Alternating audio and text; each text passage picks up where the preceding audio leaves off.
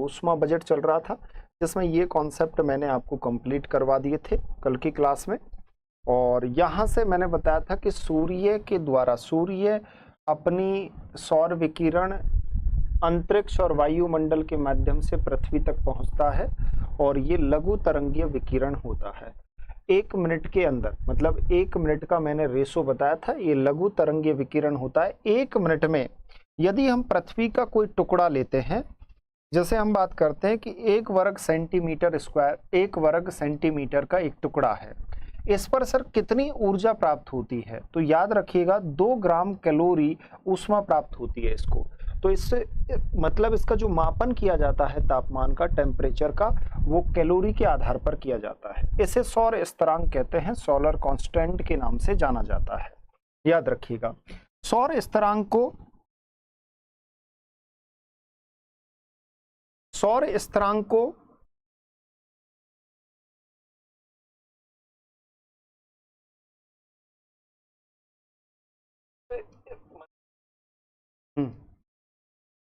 सौर स्थिरांक को लेंजली के द्वारा भी मापा जा सकता है, जिसमें ये बताया गया है कि 2 लेंजली 1 वर्ग सेंटीमीटर स्क्वायर प्रति मिनट की दर से ऊष्मा प्राप्त होती है।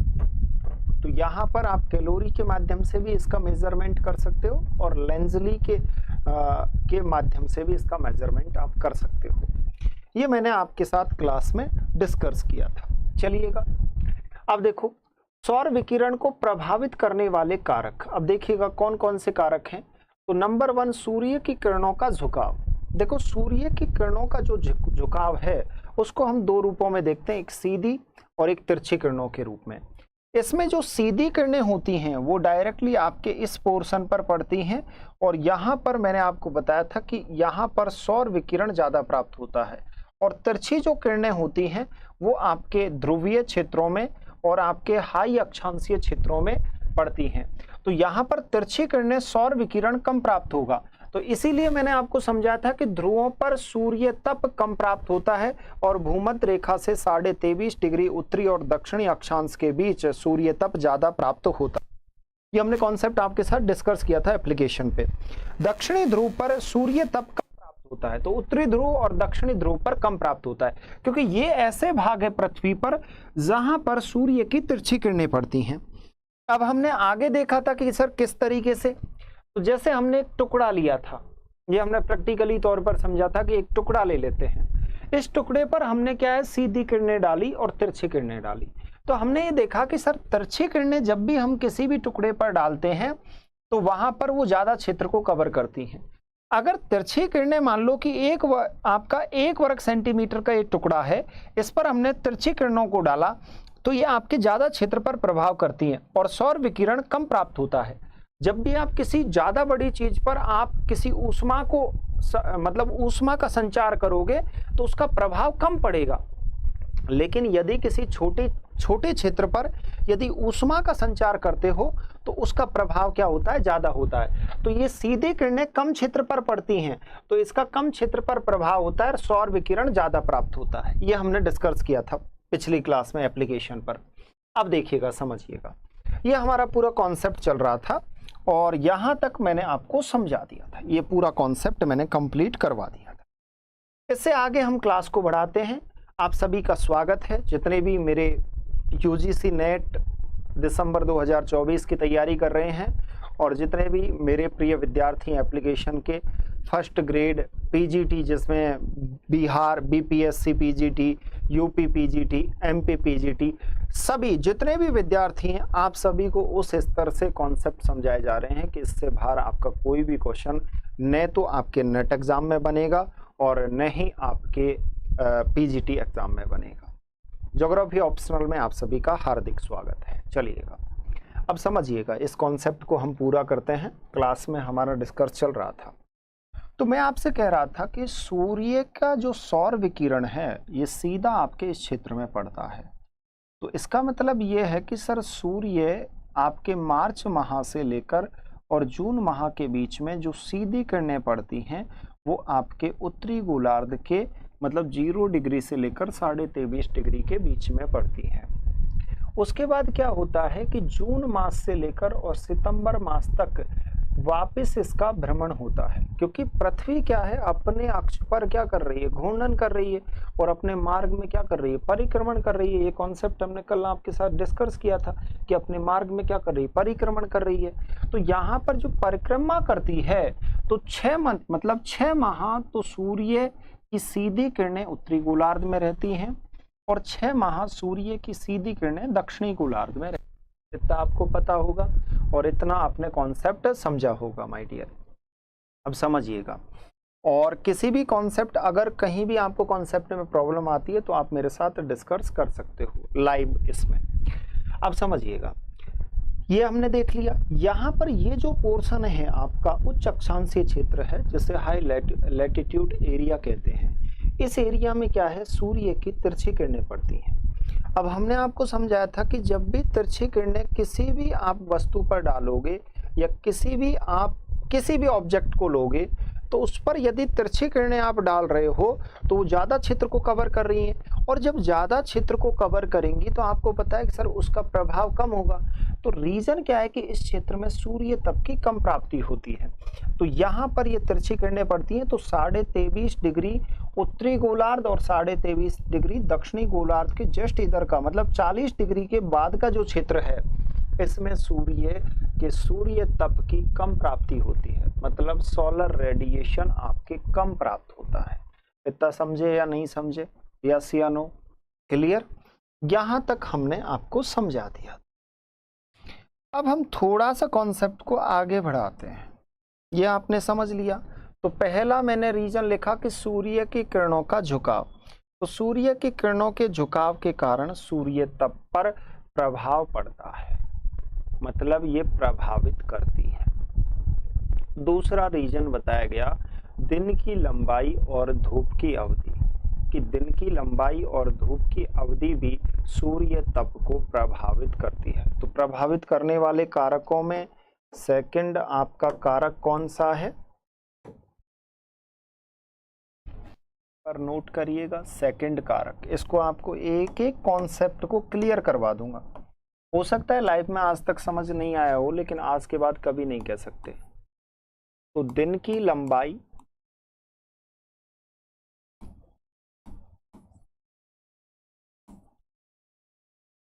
एवं धूप अवधि, अभी हम आपको समझा रहे थे कि ये आपका सन है, ये आपका सूर्य है।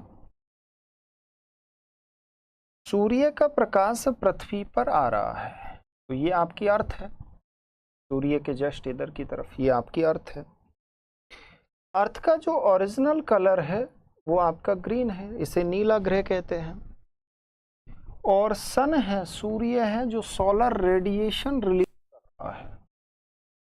और ये जो वेव्स हैं ये आपके रेडियो एक्टिव वेव्स हैं, चुंबकीय तरंगे हैं, विद्युत चुंबकीय तरंगे हैं। तो यहाँ इन्हें इलेक्ट्रोमैग्नेटिक वेव्स कहते हैं, विद्युत चुंबकीय तरंगे हैं। तो इसके माध्यम से, लघु तरंगों के माध्यम से पृथ्वी को सूर्य से मतलब तापमान प्राप्त हो रहा है, एनर्जी प्राप्त हो रही है। अब आप समझिएगा, यहाँ पर मैंने लिखा है दिन की लंबाई और धूप की अवधि।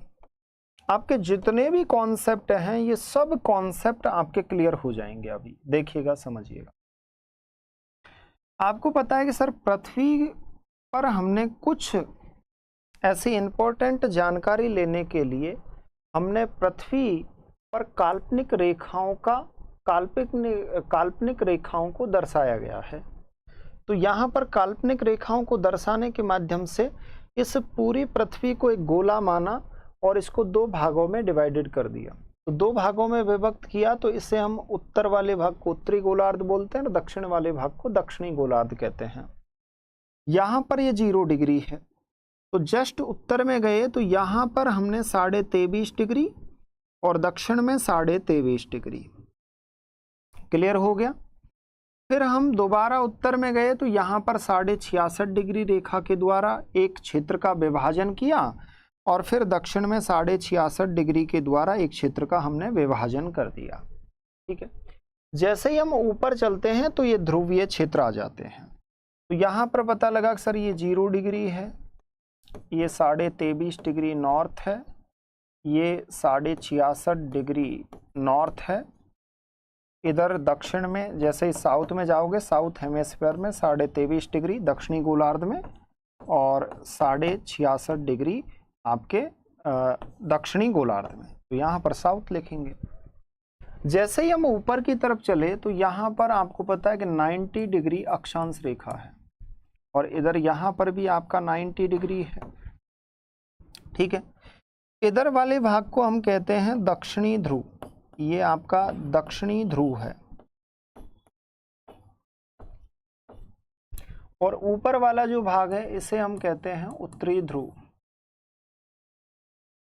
ये आपका उत्तरी ध्रुव भाग है। क्लियर, इतना समझ आया? अब देखिएगा यहां पर आपको एक चीज और क्लियर हो गई कि सर ये जो रेखा है इसे भूमध्य कहते हैं।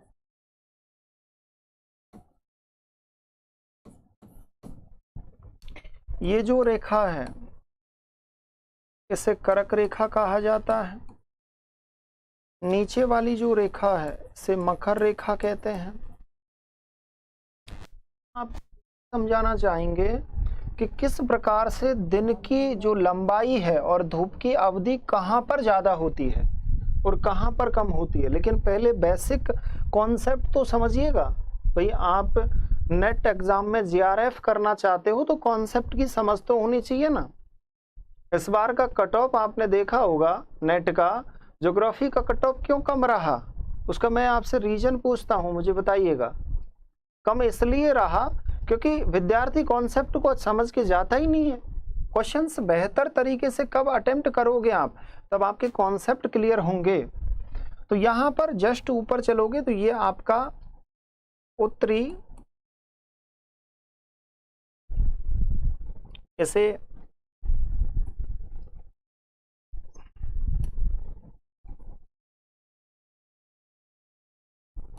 आर्कटिक वृत्त कहते हैं, और इस आर्कटिक वृत्त के अब हम आपको समझा रहे थे कि सूर्य से जो निकलने वाला सोलर रेडिएशन है, ये आपका सन है, सूर्य है। अब सूर्य से जो सोलर रेडिएशन आपका निकल रहा है ये भैया कुछ ऐसा है। सूर्य से किरणें निकल रही हैं और सीधी जो किरणें पड़ती हैं वो आपके इस क्षेत्र में पड़ रही हैं, सीधी किरणें। सीधी किरणें आपके इस क्षेत्र में पड़ रही हैं।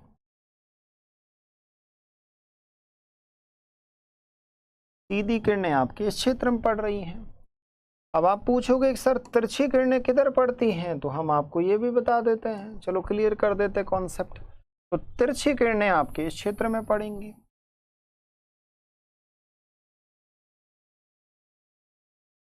इधर भी देखोगे तो तिरछी किरणें आपके इस क्षेत्र में आएंगी।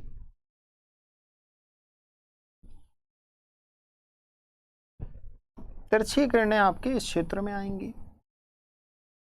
अब समझिएगा, ज्योग्राफर्स क्या कहते हैं कि सूर्य से निकलने वाला जो सूर्य तप है ये पृथ्वी को प्राप्त हो रहा है, सूर्य तप। और सूर्य से निकलने के बाद सूर्य तप को पृथ्वी तक पहुंचने में 8 मिनट और 20 सेकंड का समय लगता है।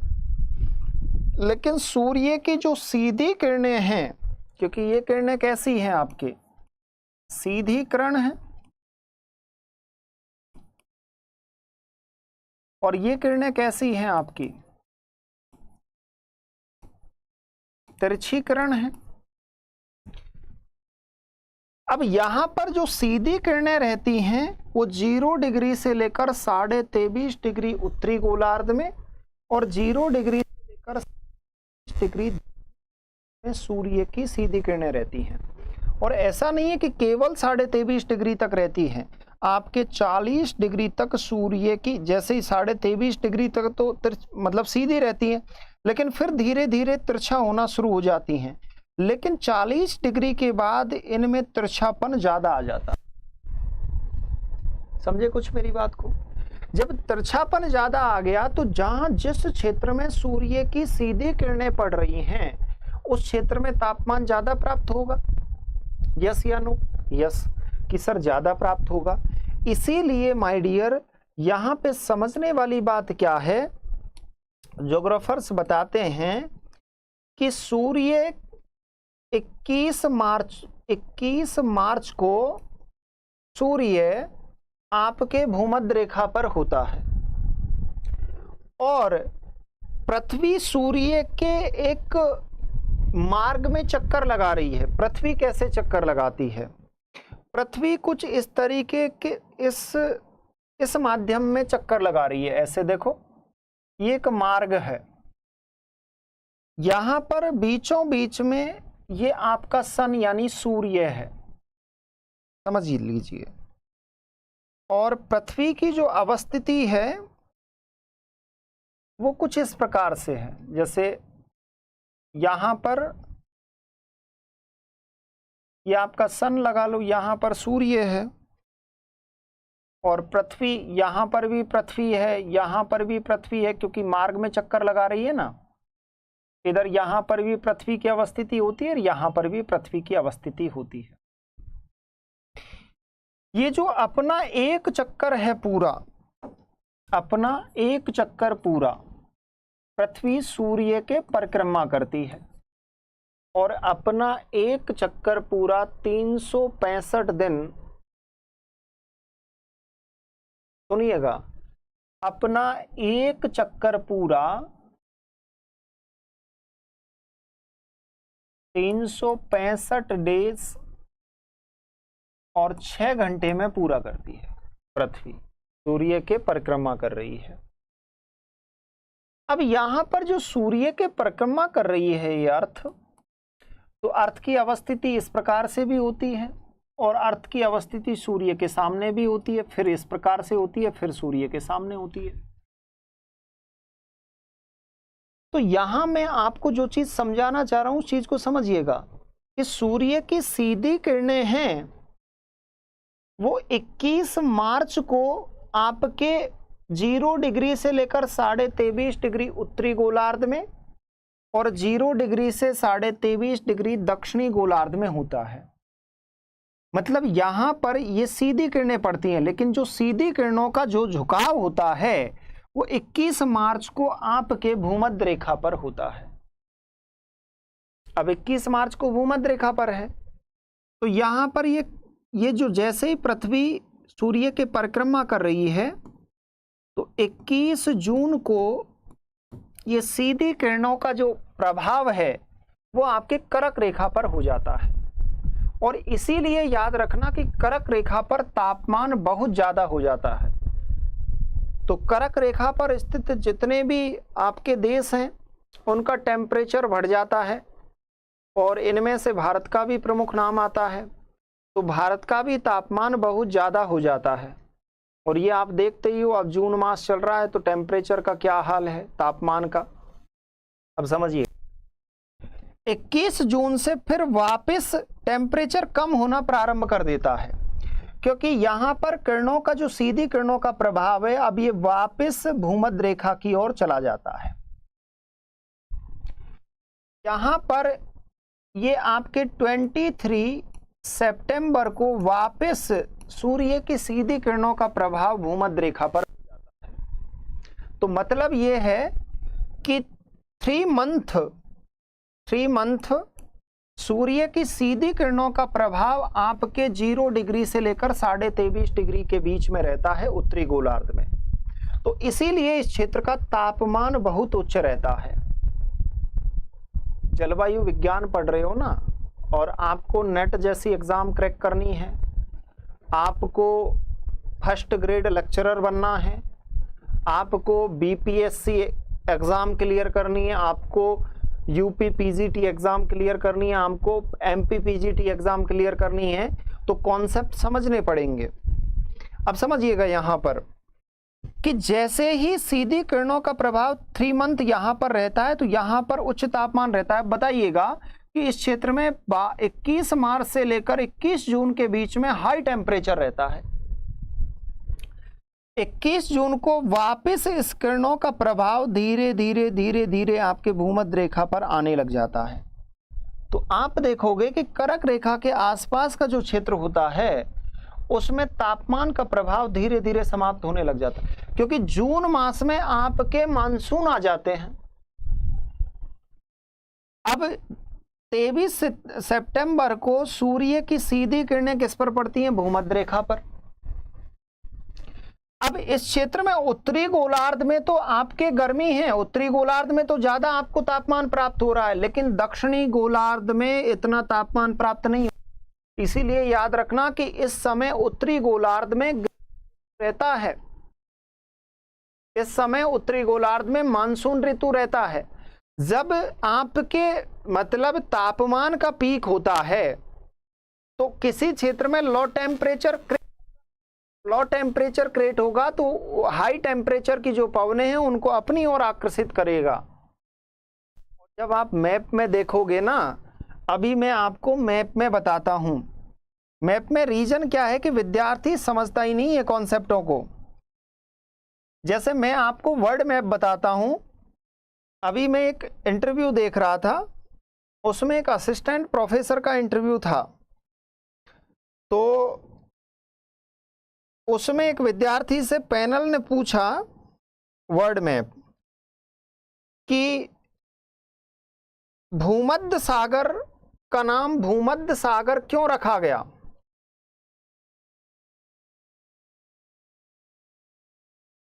भूमध्य सागर का नाम भूमध्य सागर क्यों रखा गया? तो उसका जवाब सुनिएगा। उसने एक बहुत ही प्यारा जवाब दिया कि सर भूमध्य सागर के बीचों बीच से भूमध्य रेखा गुजर रही है। हो सकता है उसकी बात सही हो। क्या आप इस बात का समर्थन करते हो कि भूमध्य सागर से भूमध्य रेखा गुजर रही है? करते हो क्या? मैं आपसे पूछ रहा हूं, बताइएगा मुझे।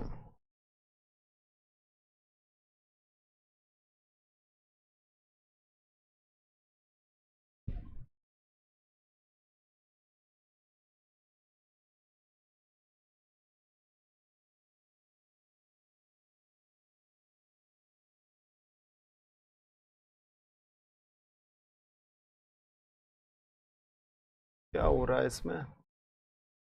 क्या भूमध्य सागर से भूमध्य रेखा गुजर रही है? क्या आप इस चीज का समर्थन करते हो?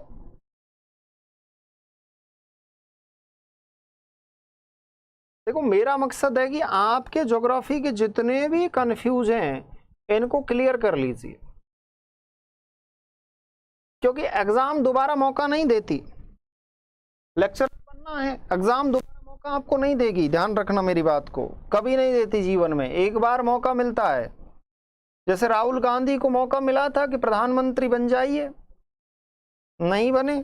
बताओ मौका अब मिलेगा क्या दोबारा?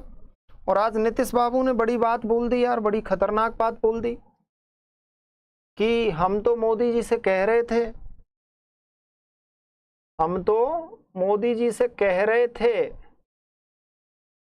कि मोदी जी अब मौका ना दीजिएगा इनको। और सच बात यह है कि मौका मिल जाता बढ़िया, प्रधानमंत्री बन जाते, लेकिन अब मुझे नहीं लग रहा कि मौका मिलेगा। यार आज तो जबरदस्त हो गई भैया, आज ये मैप कहाँ मर गया। तुम टेंशन मत लो, अब तो मैप भी मिलेगा आपको। मैं जो चीज समझाना चाह रहा हूँ वो चीज आपको समझ आ जाए तो बहुत अच्छी बात है।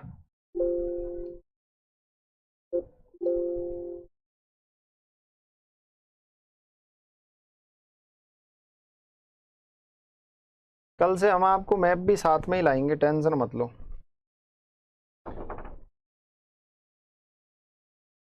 अब यार हम पीपीटी देखकर तो आपको पढ़ाते नहीं हैं, ये बात तो आप जानते ही हो। मतलब सर कॉन्सेप्ट क्लियर करवा के पढ़ाते हैं।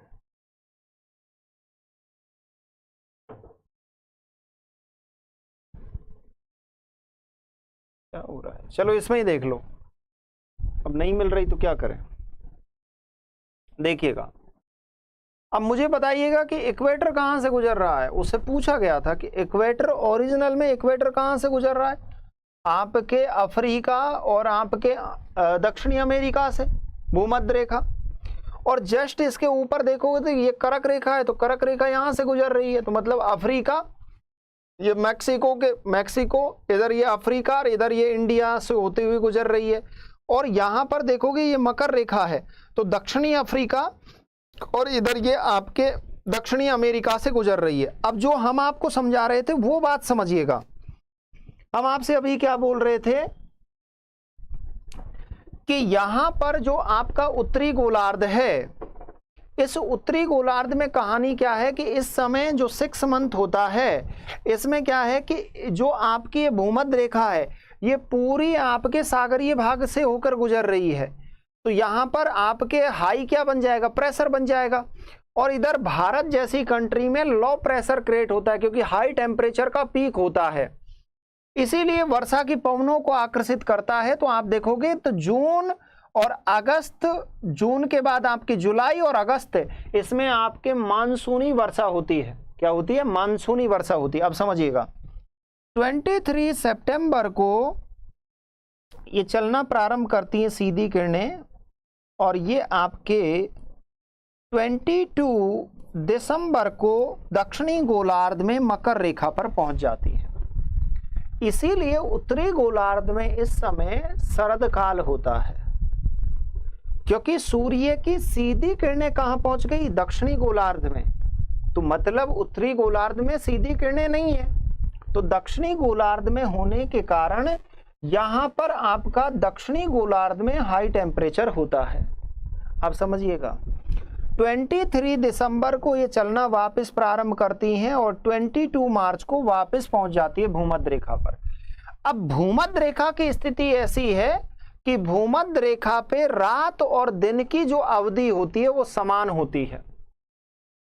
मतलब 12 घंटे की रात होता है और 12 घंटे का दिन होता है। तो एक बात याद रखना, यहां पर लिख लीजिए कि भूमध्य रेखा पर, लिखिएगा, भूमध्य रेखा पर रात एवं दिन की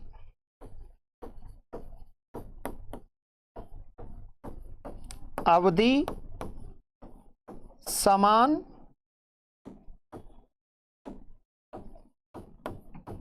होती है। एग्जाम्पल के तौर पे 12 घंटे का दिन होगा और 12 घंटे की क्या होगी, रात। तो यहां पर 12 घंटे का दिन एवं 12 घंटे की रात। तो यहां पर दिन का भी जो समय होता है वो समान होता है, रात का भी समय होता है वो समान होता है। लेकिन जैसे जैसे आप भूमध्य रेखा से आप मतलब लो लैटिट्यूड, निम्न अक्षांशों से जैसे जैसे आप उच्च अक्षांशों की ओर जाओगे, तो यहाँ भूमध्य रेखा से जैसे आप कर्क रेखा की ओर चलना प्रारंभ करोगे, तो आपने ये महसूस किया होगा कि जैसे ही आपका जून का मास आता है तो उसमें दिन की अवधि बढ़ जाती है और रात की अवधि कम हो जाती है। और जैसे ही आप जून के मास के अलावा जैसे ही आप देखोगे कि दिसंबर का महीना आता है तो दिन की अवधि छोटी हो जाती है, रात की अवधि बढ़ जाती है। अब इस प्रकार जैसे जैसे आप ऊपर चलोगे तो यहां ध्रुवीय क्षेत्रों में क्या होता है, जो आपके ध्रुवीय क्षेत्र हैं इनमें क्या होता है कि 6 माह का दिन होता है और 6 माह की रात होती है। अब ये समझ गए होंगे, क्योंकि जैसे ही आप जाओगे तो यहां पर सूर्य की तिरछी किरणें पड़ती हैं और यहां पर पहुंचते पहुंचते जब सूर्य आपके उत्तरी गोलार्ध में रहता है 6 माह, तब तो इस क्षेत्र में 6 माह का दिन होता है। और जब सूर्य आपके दक्षिणी गोलार्ध में 6 माह रहता है, तब यहां पर आपके 6 माह की रात होती है। उसी प्रकार से दक्षिणी गोलार्ध की कहानी है। यहां पर भी याद रखना 6 माह का दिन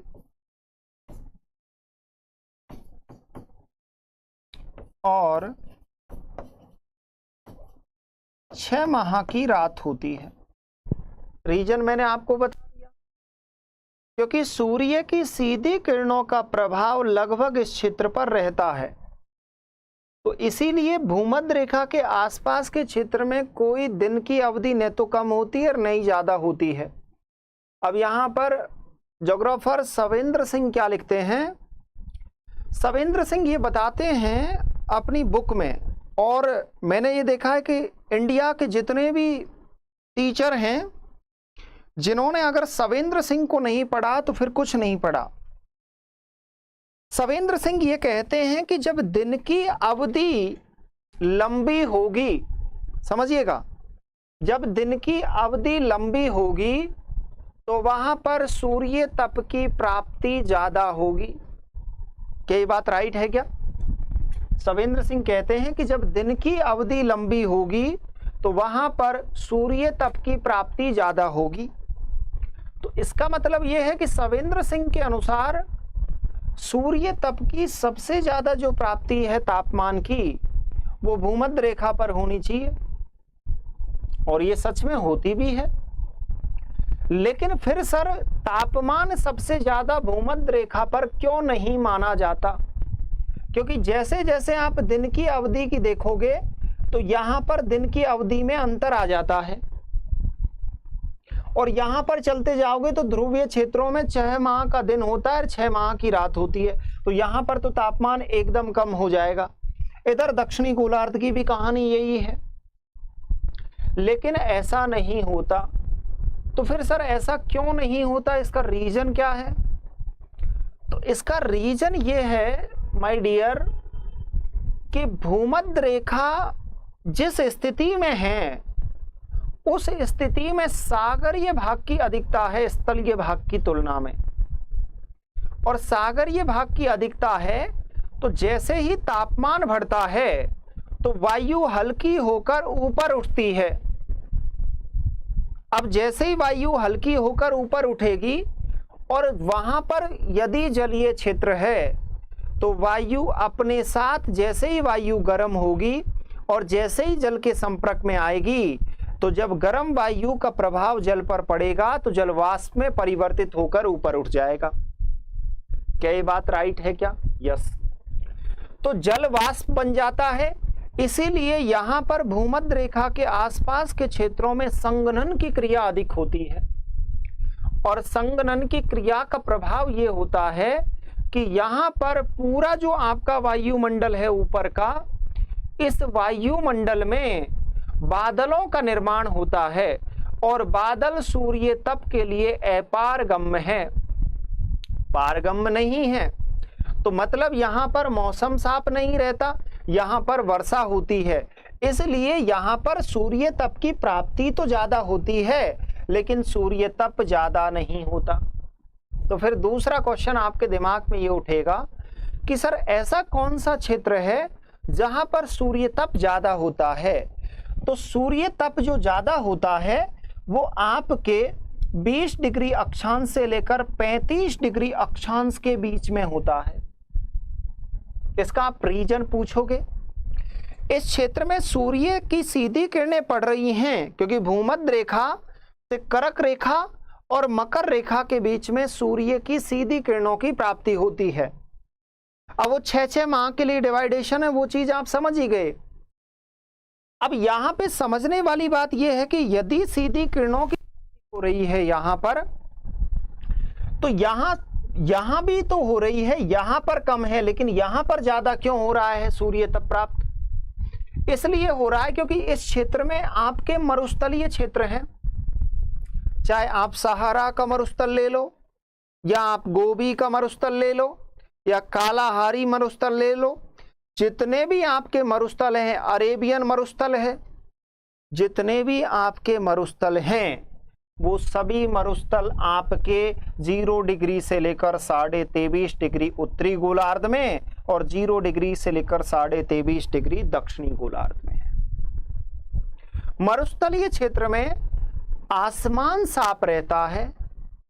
मरुस्थलीय क्षेत्र में वायुमंडल पारगम्य होता है, इसीलिए जितना सूर्य तप प्राप्त होना चाहिए पृथ्वी को, उससे ज्यादा सूर्य तप की प्राप्ति होती है। इसीलिए तापमान इन क्षेत्रों में ज्यादा रहता है। तो आप समझ गए होंगे दिन की लंबाई और धूप की अवधि। तो भूमध्य रेखा पर रात और दिन की अवधि समान होती है, 6 घंटे का दिन और वो 12 घंटे का दिन और 12 घंटे की रात होती है। आगे एक पॉइंट और मेंशन कीजिएगा और लिखिएगा मित्रों, लिखिएगा भूमध्य रेखा से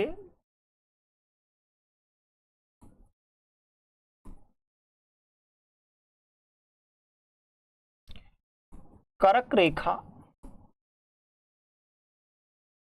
एवं मकर रेखा क्षेत्रों में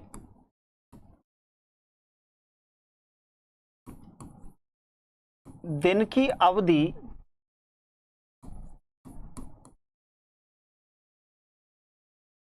घटती एवं बढ़ती रहती है। तो जैसे ही आप जाओगे तो वहां पर आपने देखा होगा, जैसे भारत जैसे देश की बात कर लेते हैं, तो भारत में आपने देखा होगा कि जब सूर्य आपके कर्क रेखा के आसपास रहता है तो दिन की अवधि ज्यादा होती है, रात की अवधि कम होती है। लेकिन जैसे ही मकर रेखा पर पहुंच जाता है आपके नवंबर दिसंबर में, तो वहां पर रात की अवधि बढ़ जाती है और दिन की अवधि कम हो जाती है। तो यहाँ पे समझने वाली बात यह है कि भूमध्य रेखा से कर्क और मकर रेखा क्षेत्रों में दिन की अवधि घटती एवं बढ़ती रहती है तथा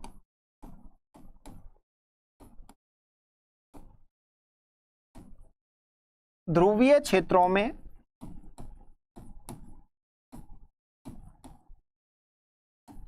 छह माह का दिन, नोट कर लेना, एवं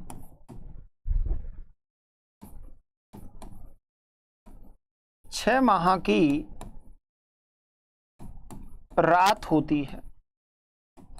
तो यहां पर 6 माह का दिन होगा और 6 माह की रात होगी। अब आपके दिमाग में क्वेश्चन आएगा कि सर 6 माह का दिन कब होता है और 6 माह की रात कब होती है? तो जैसे हम फर्स्ट में ले लेते हैं उत्तरी ध्रुवीय क्षेत्र को।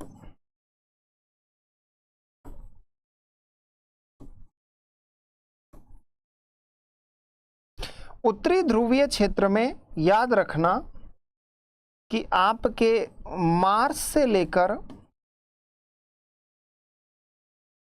और सितंबर तक 6 माह का दिन होता है।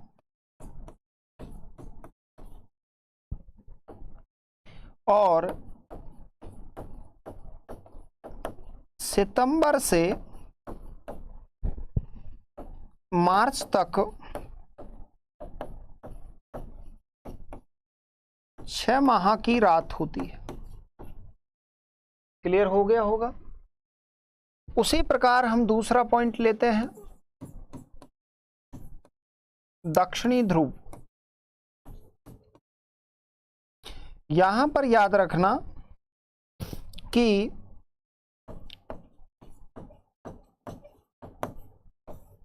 सितंबर से मार्च तक का जो समय होता है इसमें 6 माह का दिन होता है, क्योंकि इस समय सूर्य मकर रेखा पर है।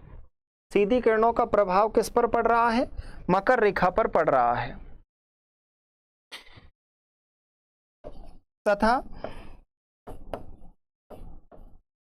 मार्च से सितंबर तक, मार्च से सितंबर के बीच में सूर्य कर्क रेखा पर होता है, तो मतलब मकर रेखा पर नहीं है, इसीलिए 6 माह की रात होती है। मेरी बात को आप समझ गए होंगे। तो ये पूरा आपका कॉन्सेप्ट था। तो दिन की अवधि और धूप, मतलब दिन की लंबाई और धूप की अवधि, ये आपको पता लग गया, दोनों कॉन्सेप्ट आपके क्लियर हो गए। तो ये भी आपके सूर्य तप कितना प्राप्त होगा, उस सूर्य तप को प्रभावित करते हैं। तो पहला कारक तो मैंने आपको बताया कि सूर्य की किरणों का झुकाव, सूर्य किरणें पृथ्वी के कुछ क्षेत्र में सीधी पड़ती हैं, कुछ क्षेत्र में तिरछी होती हैं, तो इसका दो रूप होता है। और दूसरा मैंने बताया कि दिन की लंबाई और धूप की अवधि। अब तीसरा है वायुमंडल की पारगम्यता। थर्ड पॉइंट लिखिएगा, तीसरा जो आपका बिंदु है, इसके आपको पीडीएफ नोट्स मिल जाएंगे, ठीक है ना। तो लिखने का भी झंझट आपका खत्म। बाकी मैंने बाइलिंगुअल आपको नोट्स डाल ही दिए हैं एप्लीकेशन में, कोर्स में। थर्ड बिंदु लिखिएगा,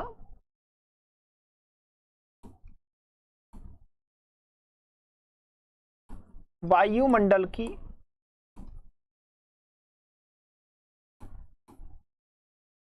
पारगम्यता। वायुमंडल की पारगम्यता का क्या कॉन्सेप्ट है सर, और इसको हम किस तरीके से समझें। तो ये कॉन्सेप्ट आपने कंप्लीट कर लिया है, इस कॉन्सेप्ट को आप समझ गए हो। तो वायुमंडल की जो पारगम्यता है उसको भी देखिएगा। एक मैं आपको इसी कॉन्सेप्ट में एक चीज और बता रहा था कि कितना तापमान प्राप्त होता है, ये भी तो आपको पता लगना चाहिए ना भाई, तापमान कितना प्राप्त हो रहा है। तो इसको समझने से पहले आपको ये और देख लीजिए, तापमान की प्राप्ति।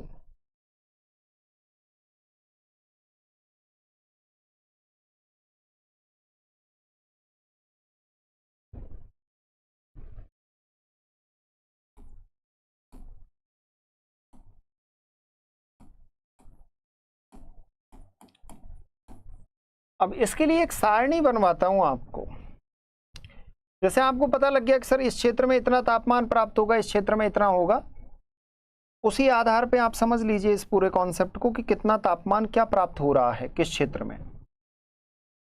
तो यहां पर हम अक्षांशों की बात करेंगे और यहां पर इस तरीके से हम अक्षांश और तापमान दो चीजों की बात करेंगे।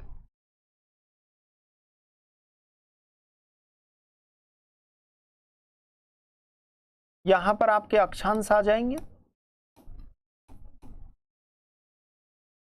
और यहां पर आपका तापमान होगा, जिसको आप सूर्य तप कह सकते हो।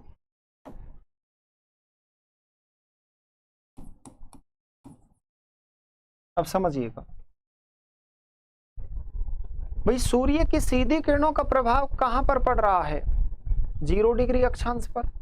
तो 0 डिग्री पर 100% सूर्य तप प्राप्त होता है। एक बात याद रखिएगा, 0 डिग्री पर जो 0 डिग्री आपका अक्षांश है उस पर 100% सूर्य तप प्राप्त होता है, 100% प्राप्त होता है। लेकिन तापमान सबसे ज्यादा भूमध्य रेखा पर नहीं होता, याद रखिएगा, ये कभी भी आप गलत मत कर। हाँ, ये मान रहा हूं सूर्य तप 100% प्राप्त हो रहा है, लेकिन तापमान कभी भी भूमध्य रेखा पर आपके उच्च नहीं होता, क्योंकि यहां पर आपके क्लाउड्स का निर्माण होता है। जैसे ही 0 डिग्री से आप भूमध्य रेखा से कर्क रेखा की ओर और मकर रेखा की ओर चलना प्रारंभ करोगे, तो तापमान में धीरे धीरे यहां पर सूर्य तप की जो प्राप्ति है उसमें कमी होती जाएगी, और 10 डिग्री जो आपका अक्षांश होगा उस पर 99% सूर्य तप प्राप्त होगा। तो 10 डिग्री अक्षांश पर कितना होता है, 99% सूर्य तप प्राप्त होता है। जैसे ही आप 20 डिग्री अक्षांश पर जाओगे तो 95, तो यहां पर आपका ये हो गया 20 डिग्री, फिर उसके बाद 30 degree, 40 degree, 50 degree, 60 degree, 70 degree, 80 degree. अब देखिएगा, जैसे ही आप 20 डिग्री अक्षांश पर जाओगे तो ये मतलब ये है कि एक कर्क रेखा और मकर रेखा के आसपास का क्षेत्र आ जाता है। तो यहाँ पर 95% सूर्य तप प्राप्त होता है। तो यहाँ तक आपका जो सूर्य तप है इसकी प्राप्ति 90% से ज़्यादा, मतलब 90% से ज़्यादा रहती है। लेकिन जैसे ही आप 30 डिग्री पर जाओगे तो यहाँ पर प्रतिशत चेंज होके 88% आ जाएगा। तो यहाँ पर ये 30 डिग्री जब आप अक्षांश पर जाओगे, ये उत्तरी और दक्षिणी दोनों का है मिला के, तो जैसे आप वहां पर जाओगे तो यहाँ पर सूर्य तप की प्राप्ति 88% हो जाती है। तो इसका मतलब समझे कि सर कर्क रेखा और मकर रेखा तक सूर्य तप की प्राप्ति 90% प्लस होती है। लेकिन जैसे ही कर्क रेखा और मकर रेखा से हम उच्च अक्षांश क्षेत्रों की ओर जाते हैं, वैसे सूर्य तप की प्राप्ति में क्या हो जाती है, कमी हो जाती है। और जैसे ही आप 40 डिग्री पर जाओगे तो 40 डिग्री जो आपका अक्षांश है इसमें सूर्य तप की प्राप्ति होती है 79%। मतलब 40 डिग्री ऐसा नहीं केवल उत्तरी गोलार्ध का है, उत्तरी अक्षांश है। उत्तरी अक्षांश और दक्षिणी अक्षांश मतलब दोनों की हम बात कर रहे हैं आपसे। और जैसे ही आप 50 डिग्री अक्षांश पर जाओगे तो सूर्य तप की प्राप्ति में और कमी हो जाती है। यहाँ पर 50 डिग्री पर ये 68% हो जाता है सूर्य तप। और जैसे ही आप और उच्च अक्षांश क्षेत्रों की ओर जाओगे, 60 डिग्री पे जाओगे तो वहां पर 57 हो जाता है।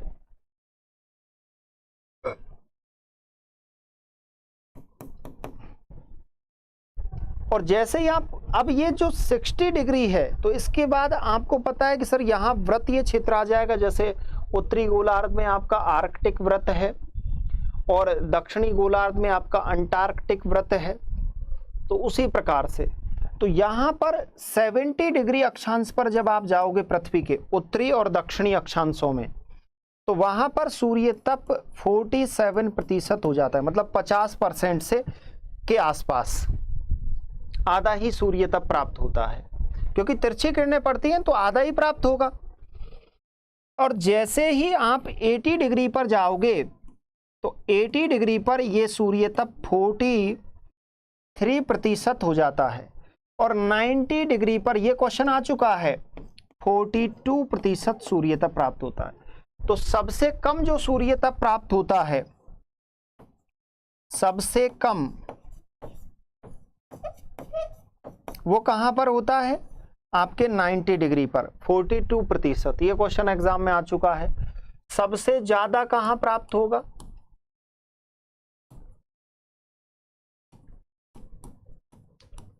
वो आपके 0 डिग्री अक्षांश पर 100%। लेकिन याद रखना कि तापमान सबसे ज्यादा 30 डिग्री से लेकर 40 डिग्री के बीच में, मतलब 20 डिग्री से लेकर 35 डिग्री के बीच में रहता है। तापमान जो सबसे ज्यादा तापमान रहता है। लेकिन सूर्य तप की जो प्राप्ति होती है वो 0 डिग्री पर 100% होती है और 90 डिग्री पर 42% होती है। अब रीजन क्या बताते हैं यहां पर ज्योग्राफर्स, यहां पर ये कहते हैं कि 30 डिग्री के, मतलब 30 डिग्री के बाद का जो क्षेत्र होता है इसमें सूर्य की तिरछी किरणें पड़ती हैं।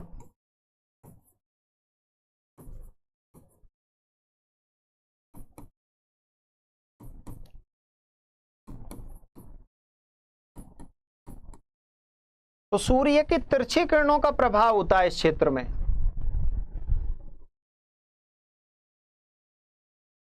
Good evening my dear, good evening all of you, good evening. तो यहां पर सूर्य की तिरछी किरणों का प्रभाव होता है। तो तिरछी किरणें मैंने बताया कि ज्यादा क्षेत्र को कवर करती है, इसीलिए यहां का टेम्परेचर कम होता है। और यहां पर सूर्य की सीधी किरणों का प्रभाव होता है।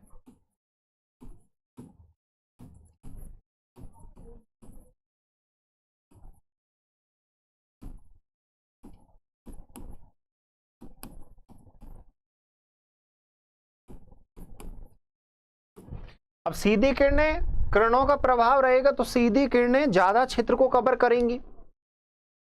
तो ये आपको समझ आया होगा कि जो तापमान की प्राप्ति होती है, जो सूर्य तप होता है, वो इस प्रकार से प्राप्त होता है।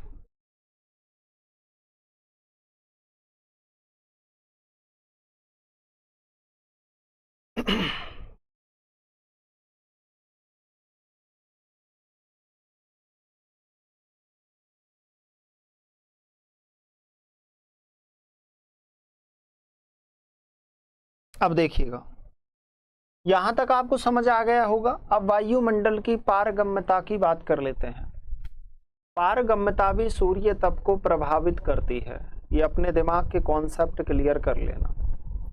पारगम्यता सर कैसे प्रभावित करेगी वो हम आपको अभी बताते हैं। कैसे, देखिएगा। ये जो आपका सन है, सूर्य यहां पर है और यहां पर आपकी अर्थ यानी पृथ्वी है। अब आपको पता है कि सर पृथ्वी को हम नीला ग्रह की उपमा दी गई है, नीले ग्रह, क्योंकि इसमें वाटर की अधिकता है। 71% आपके वाटर है। सूर्य एनर्जी का स्रोत है, इसलिए यहां से एनर्जी रिलीज कर रहा है पृथ्वी के लिए, और पृथ्वी को यहां पर सूर्य तप की प्राप्ति हो रही है। लेकिन इसके बीच में आपके विभिन्न लेयरों में आपका वायुमंडल है। इस बात को आप समझ चुके होंगे पहले ही, और पहले मैंने आपको बता भी चुका हूं इस बात के बारे में। अब इस बीच में वायुमंडल ऐसा नहीं है कि वायुमंडल की केवल एक ही परत है, या सर बहुत सारी परतें हैं। वायुमंडल की कहानी कुछ ऐसी है माय डियर, अगर आप देखोगे तो इस तरीके से ये पूरा अंतरिक्ष है, मतलब ये पूरा अंतरिक्ष है। अंतरिक्ष के बाद जो सबसे ऊपरी जो लेयर है, इस लेयर को हम बहिर्मंडल के नाम से जानते हैं। बहिर्मंडल के बाद ये जो मंडल है आपका, इसे आयन मंडल कहते हैं। इसके बाद ये आपका मध्य मंडल है, ये आपका समताप मंडल है, और ये आपका क्षोभ मंडल है। इस तरीके से ये मंडलों में आपका वायुमंडल डिवाइडेड है। और इस क्षोभ मंडल के बीच में आपको पता है कि ओजोन मंडल है। अब यदि इसको आप बेहतर तरीके से समझोगे तो आपको समझ आ जाएगा कि ये सर हमारा क्षोभ मंडल, ये हमारा मध्य मंडल, मध्य मंडल के बाद ये आपका आयन, ये बहिर्मंडल, और ऊपर आपका अंतरिक्ष है, स्पेस। अब यहां पर इसको देखोगे, ये अंतरिक्ष है, इसके बाद ये आपके मंडल हैं, विभिन्न मंडलों में डिवाइडेड है।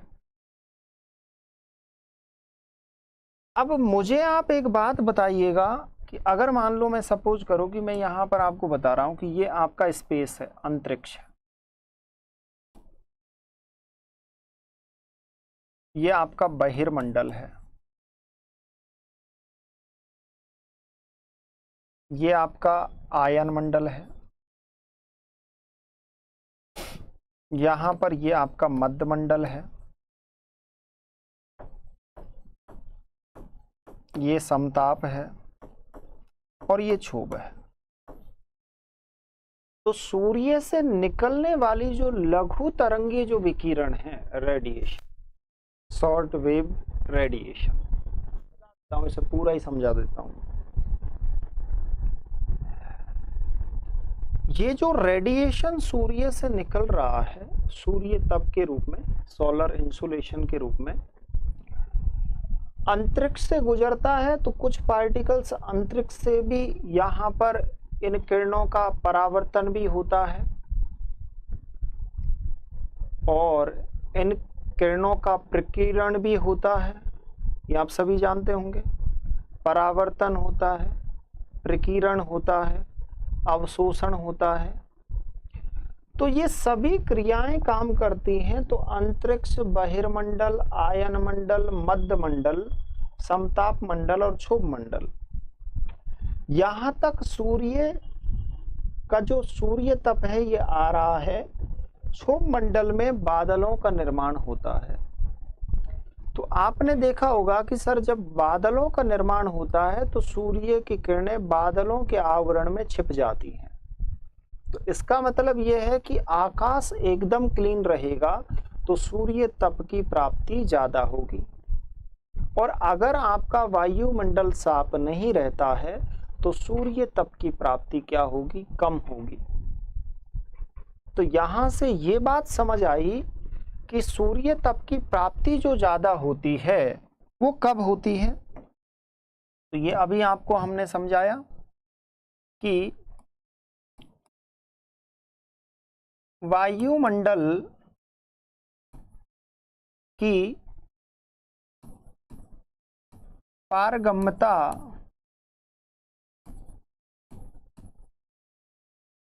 सूर्य तप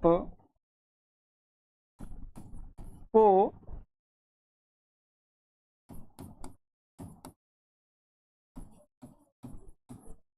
प्रभावित करती है। कैसे कर रही है? अगर वायुमंडल में जो आपका वायुमंडल है, इस एटमॉस्फेयर यदि पारगम्य होगा तो सूर्य तप की ज्यादा प्राप्ति होगी।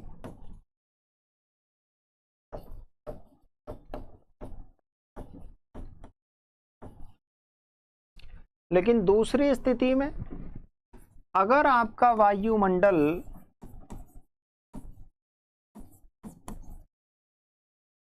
अपारगम्य है,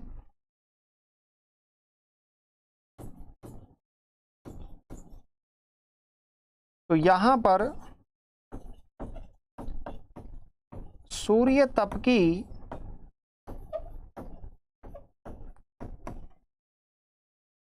कम प्राप्ति होगी। तो मतलब यह है कि जहां पर क्लाउड्स का निर्माण होता है वहां पर सूर्य तप की प्राप्ति पृथ्वी को कम होती है। और क्लाउड्स का निर्माण कहां पर हो रहा है? भूमध्य रेखा के आसपास के क्षेत्रों में। तो भूमध्य रेखा के आसपास के क्षेत्रों में सूर्य तप तो 100% आ रहा है, लेकिन यहां पर तापमान की प्राप्ति कम हो रही है। तो वायुमंडल पारगम्य सूर्य तप की प्राप्ति ज्यादा होगी, और वायुमंडल अपारगम्य होगा तो सूर्य तप की प्राप्ति क्या होगी? कम होगी। ये बात आप समझ गए होंगे मेरी बात को।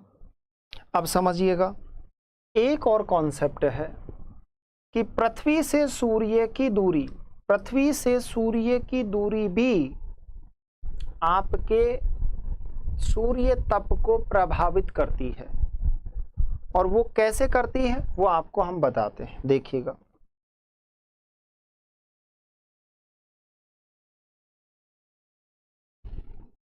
समझिएगा।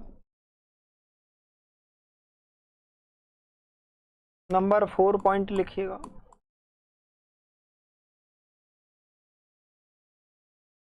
पृथ्वी से सूर्य की दूरी। इस कॉन्सेप्ट को आपको हम 3D में बताते हैं। 3D में देखिएगा, यह आपका सन है। अभी हम सन नहीं बनाएंगे, पहले हम पृथ्वी के लिए मार्ग बनाते हैं। चलिएगा, यह आपका एक वृत्ताकार मार्ग है पृथ्वी के लिए। इस वृत्ताकार मार्ग के सहारे पृथ्वी सूर्य के चारों ओर परिक्रमा करती है। अब यहां पर सूर्य की अवस्थिति हम यहां पर कर देते हैं। सपोज करिएगा कि यहां पर आपका सन है, ये सूर्य है, और पृथ्वी की स्थिति हम कुछ यहां पर कर देते हैं। पृथ्वी देखो यहां से मार्ग में चक्कर लगा रही है, ऐसे चक्कर लगाते हुए एक बार पृथ्वी, भाई पृथ्वी तो चक्कर लगा रही है मार्ग में, तो पृथ्वी की अवस्थिति यहां भी होगी, इधर यहां पर भी होगी। पृथ्वी सूर्य के समकोण भी होगी, भाई 90 डिग्री एंगल पर होगी या नहीं होगी, मैं आपसे पूछ रहा हूं। तो पृथ्वी 90 डिग्री एंगल पर भी होती है सूर्य के, और सूर्य के जस्ट सापेक्ष भी होती है। पृथ्वी इस तरीके से पृथ्वी की अवस्थिति यहां पर भी होगी, ठीक है। ये अवस्थिति होती है पृथ्वी की। अब पृथ्वी क्या है, सूर्य के पश्चिम से पूर्व दिशा में ये इस तरीके से चक्कर लगाती है। मतलब अपने मार्ग में परिक्रमा कर रही है सूर्य के, ठीक है।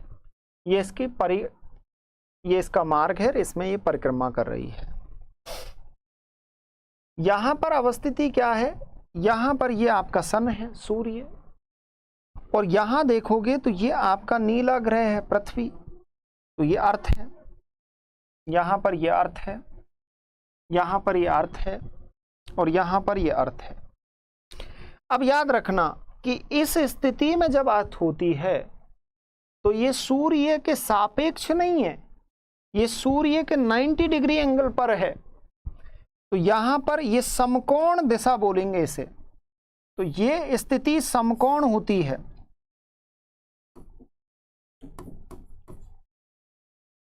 ये स्थिति कौन सी होगी, समकोण होगी। आगे देखिएगा, इस प्रकार से सूर्य के सापेक्ष स्थिति कौन सी होती है, तो सापेक्ष स्थिति देखो सूर्य की सीधी सापेक्ष है, इधर भी ये सूर्य के जस्ट सापेक्ष है पृथ्वी। अब देखिएगा, यहां पर सूर्य के जब पृथ्वी सापेक्ष है, अब देखो ये जो अवस्थिति बनती है, ये जो अवस्थिति है ये आपके 21 मार्च की अवस्थिति है, और ये आपके 23 सितंबर की अवस्थिति है। लेकिन ये जो स्थिति बनती है कि सूर्य जो आपका ये सन है, इस सूर्य से सबसे ज्यादा जो दूरी होती है पृथ्वी की, वो आपके 21 जून को होती है, और सबसे कम जो दूरी होती है वो आपके 22 दिसंबर को होती है। अब यहां पर सूर्य से पृथ्वी की जो दूरी है, अब ये दूरी कम और ज्यादा कब हुई, जब पृथ्वी ने, जो पृथ्वी है उस पृथ्वी ने अपने भ्रमण मार्ग में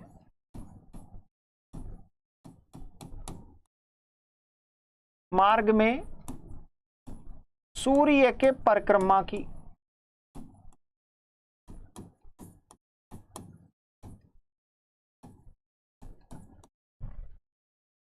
तो यहां पर पृथ्वी अपने भ्रमण मार्ग में सूर्य के परिक्रमा करती है, और ये परिक्रमा पृथ्वी जो एक चक्कर है वो अपना 365 दिन और 6 घंटे, वो 365 दिन और 6 आवर में पूरा कर लेती है।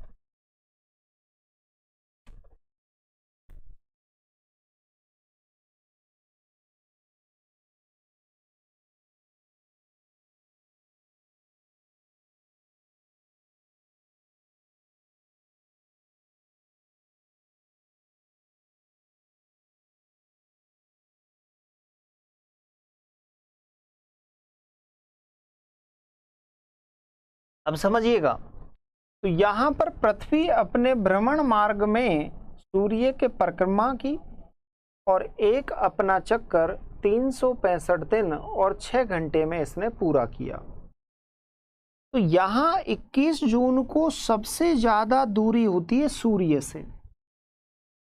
अब इस दूरी का भी एक प्रमाण दिया गया कि कितनी दूरी होती है, तो 15.20 करोड़,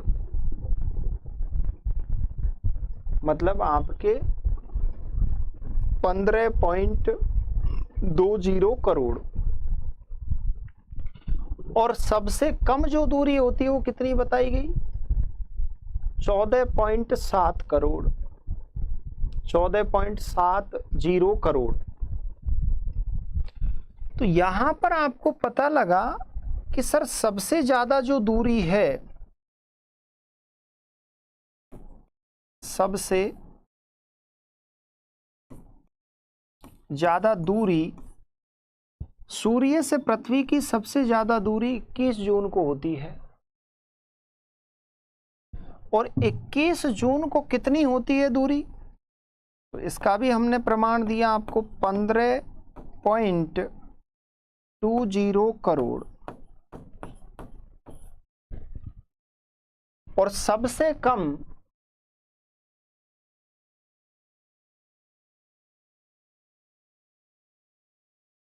अच्छा चलो भाई, स्वागत है आप सभी का। और सबसे कम जो दूरी होती है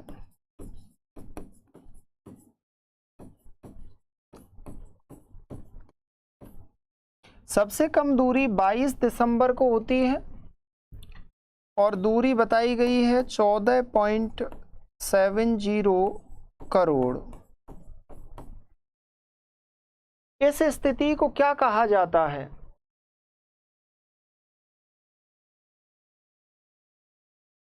अच्छा, क्लास शेयर की है, क्या बात है, चलो अच्छी बात है। मैंने तो यार नहीं कहा, मेरा काम है आपको बेहतर पढ़ाना। मैंने बोला कि ज्योग्राफी को हम 3D के माध्यम से समझेंगे, जितने भी आपके कॉन्सेप्ट हैं। और जितने भी मेरे ग्रेड एग्जाम के, जितने भी UGC नेट एग्जाम की तैयारी कर रहे हैं, उन सभी विद्यार्थियों का क्लास में स्वागत है। अब देखिएगा, तो सबसे कम दूरी 14.70 करोड़ और सबसे ज्यादा दूरी 15.20 करोड़। समझ गए?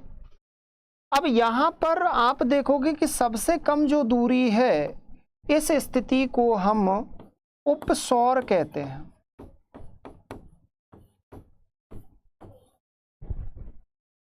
और इस स्थिति को हम अपसौर कहते हैं। ज्योग्राफर्सों ने क्या कहा? इस स्थिति को अपसौर बताया। अब हकीकत इसमें से ये कॉन्सेप्ट समझने वाला, इसमें से कोई क्वेश्चन नहीं आया। क्वेश्चन कहां से आया वो समझिएगा। क्वेश्चन एग्जामिनर ये पूछता है कि जब सूर्य के पास में पृथ्वी होती है, समझिएगा मेरी बात को, कि जब सूर्य के पास में, मतलब सूर्य से सबसे कम दूरी पृथ्वी की होती है, उस स्थिति में पृथ्वी को ज्यादा तापमान प्राप्त होना चाहिए।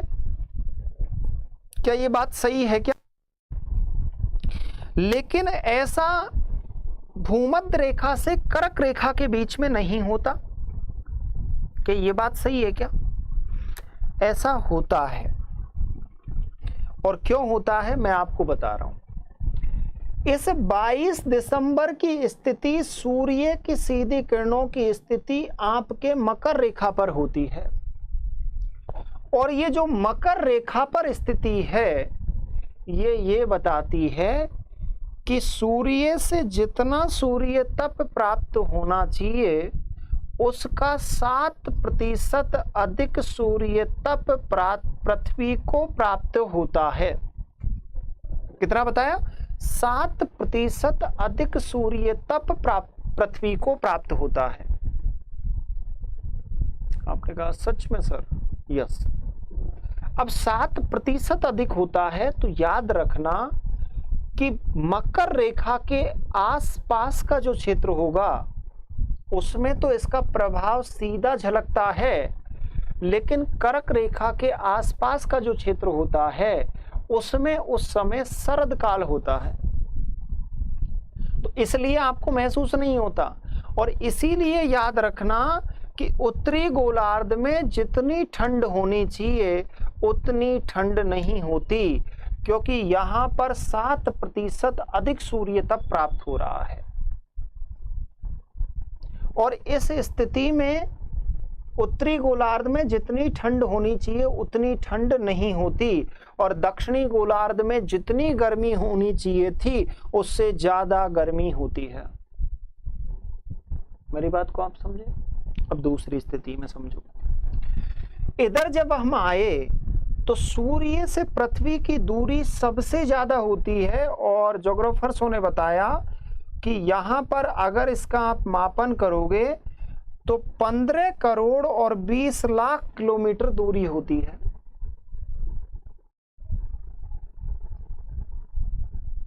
यहां पर 14 करोड़ और 70 लाख किलोमीटर दूरी होती है, यहां पर 15 करोड़ और 20 लाख किलोमीटर दूरी होती है। इसका मतलब सबसे ज्यादा दूरी है। अब ज्योग्राफर्स क्या कहते हैं? इस स्थिति में सूर्य से निकलने वाला जो सौर विकिरण है वो पृथ्वी को 7% कम प्राप्त होता है। तो सर इसका पृथ्वी पर क्या प्रभाव पड़ता है? इसका प्रभाव ज्योग्राफर्सों ने ये बताया कि जितना सूर्य तप पृथ्वी को प्राप्त होना था उतना नहीं होता, 7% कम प्राप्त होता है। तो सुनिएगा, उत्तरी गोलार्ध में जून मास में जितनी गर्मी होनी चाहिए उतनी गर्मी नहीं होती। समझिएगा, जून मास में जितनी गर्मी होनी चाहिए उतनी गर्मी नहीं होती जून जुलाई मास में। अब आगे क्या कहते हैं, मैं आपको जो बात बता रहा हूं, आगे क्या कहते हैं ज्योग्राफर्स? ज्योग्राफर्स ये बताते हैं कि जितनी गर्मी होनी चाहिए उतनी गर्मी नहीं होनी चाहिए, मतलब जितनी गर्मी होनी चाहिए थी उतनी गर्मी नहीं होती। तो उत्तरी गोलार्ध और दक्षिणी गोलार्ध में इसका प्रभाव क्या पड़ता है? तो उत्तरी गोलार्ध में जितनी गर्मी होनी चाहिए थी उतनी गर्मी नहीं होती, और दक्षिणी गोलार्ध में जितनी ठंड होनी चाहिए थी उससे ज्यादा ठंड होती है। अब एक बात और बता दें कि ये उपसौर और अपसौर की स्थिति कब होती है? सर ये ओरिजिनल में कब देखा जाता है? भाई ये तो स्थिति जब बनती है 21 जून और 22 दिसंबर को, लेकिन उपसौर और अपसौर की स्थिति कब होती है वो भी समझिएगा। 3 जनवरी और 4 जुलाई को, 3 जनवरी को आपके उपसौर की अवस्थिति होती है और 4 जुलाई को आपके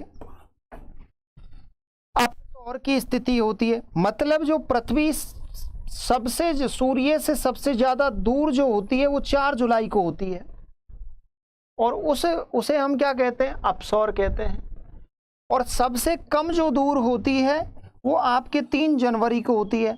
तो एक बात क्लियर कर लीजिए कि दिसंबर से लेकर जो जनवरी का टाइम होता है उसमें इस प्रकार से इसका इफेक्ट पड़ता है। तो ये बात आप मेरी समझ गए होंगे। तो इसको हम कल मैं आपको नोट करवाऊंगा। आज हमने क्लास में ये कॉन्सेप्ट कंप्लीट किए माय डियर, ठीक है। तो ये आप इसके बारे में, ये जो कॉन्सेप्ट हैं इनके बारे में हम देखेंगे। एक एक कॉन्सेप्ट ये बता दिया कि उपसौर कब होता है और अपसौर कब होता है, ये मैंने आपको बताया था। क्लियर? चलिए।